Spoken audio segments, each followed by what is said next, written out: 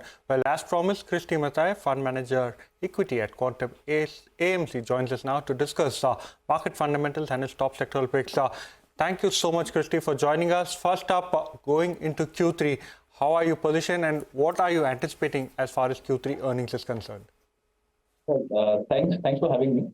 We generally take a slightly long-term view of the markets. So, we're not really positioned anywhere for Q3 or so.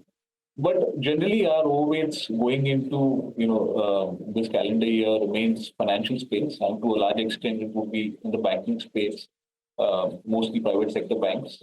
And we also have a large weight within the IT pack, as well as some bit in autos, where we are slowly trimming because the valuations have kind of moved up, across the board. So these largely remain our positions across the portfolio. Specifically on the financials, though there could be certain near-term headwinds, be it the slowing growth as a result of some increased regulatory activity that we saw over the course of last year, and some asset quality problems that we have seen in select lenders. By and large, the private sector bank seems to be better placed, and the valuations are also pretty conducive, for us to build positions there. Christy, the way IT stocks have reacted to TCS's commentary, what have you made of it? Is it justified? Is there a case to buy IT at these levels? Because there is still that challenge that stocks have run up, valuations are largely expensive, and for TCS example, they still have to backfill the loss on account of the BSNL deal. Right. Not specifically talking about a particular company, but in general, you're right. CY24, we saw kind of the stocks kind of move up in anticipation for improved, deal wins and, the revenue trajectory, which has clearly not come through. It just more recently, the commentary has become better, and we have seen across the board higher deal wins and so on and so forth. But the key difference in our view also is the fact that the revenue slippage that we had maybe last year and before, from the deal to revenue need not happen now, because somewhere the discretionary revenue looks like it is improving. And also to remember the fact that it's been almost 2 years or more where, this whole demand has not picked up. At some point in time, the discretionary demand has to come, because if you were to look at the underlying clients, mostly banking, Fortune 500 clients, tech remains an important spend area. And while some portion may get a portion to GPCs or insourcing, that we have seen, but the major demand at some point has to revive. In our view, there were certain macro events which was constraining that. Now that out of the way, we think some of these demands can come, but it's not cheap. Clearly, the idea is not cheap. But again, our thinking is from a relative market standpoint, it still remains, it remains a bit positive, and hence we are kind of holding on to our positions that we have in the larger IT pack.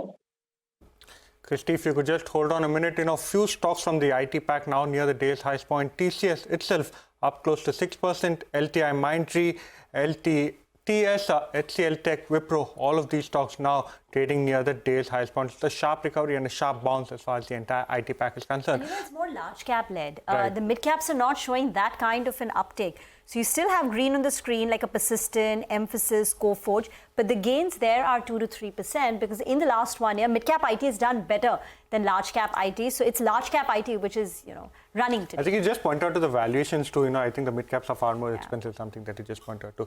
Christy, one particular pocket that's not done very well, especially if you look at the operational updates that's come in, it's from the consumption pack. A lot of consumer stocks, names like DMart, Godrej Consumer, have given very cautious updates.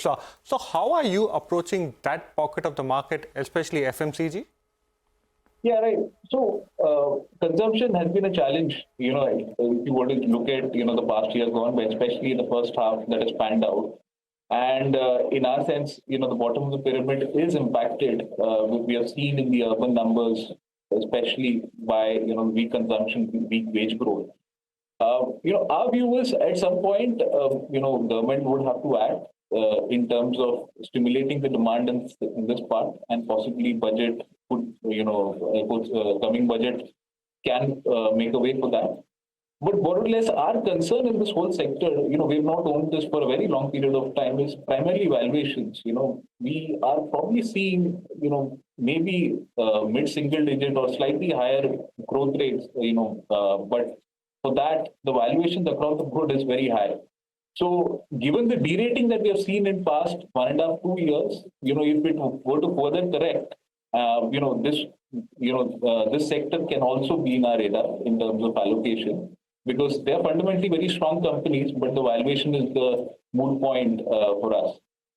So, some help that can come, the recent sowing season has been good. The rural wage, improvement is seen. And with some policy move, we can see some incremental help to this, sector as a whole. But valuations, when it corrects, would be a good place, standpoint to look at it. So, Christy, what are your high conviction bets? Right. High conviction bet purely stands in the financial space, mostly with the private sector banks. As I said, there could be certain challenges in the immediate term, but mostly this would be a 2-quarter, 3-quarter phenomena. But post that, you should see recovery, even in the loan growth. Mind you, the recent CRR cut also bodes well for the deposit growth, which has been lackluster for quite some time. So, and what our sense is, with this asset quality issue that is happening, it's restricted to select lenders, and the larger ones who primarily have very low exposure to the microfinance segment or segments in question. So largely, you should see uptick in these segments, and our high conviction bets primarily remain with those. Christy, what's your view as far as the PSU space is concerned? A lot of these stocks have corrected, and they've corrected quite significantly from recent highs. Is that a space that you like? Do you find pockets of value within any of the sectors within the PSU stocks?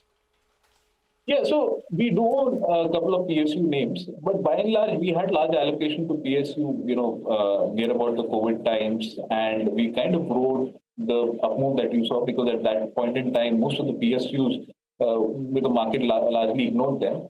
But in the last 1 or 2 years, what we have seen is the rally has just gone the other way. So, the power utility companies, some of the oil majors, we have largely exited out of them because, yeah, of course, they are growing, but the valuation accorded to them are much below their historical multiples. And when we really look at the prospects that you have over the next 3-4 years, that equation doesn't fit the balance. Even with the recent correction, we don't think they are anywhere near our buy, where we could meaningfully add to some of them. But that said, we love certain of these businesses because, some of them are regulated equity businesses. So we have surety in terms of the returns that you get at the end of the day, which is very important. And as and when the market corrects in these pockets, we would love to add. Christy, we leave the conversation here. Thank you very much for joining in.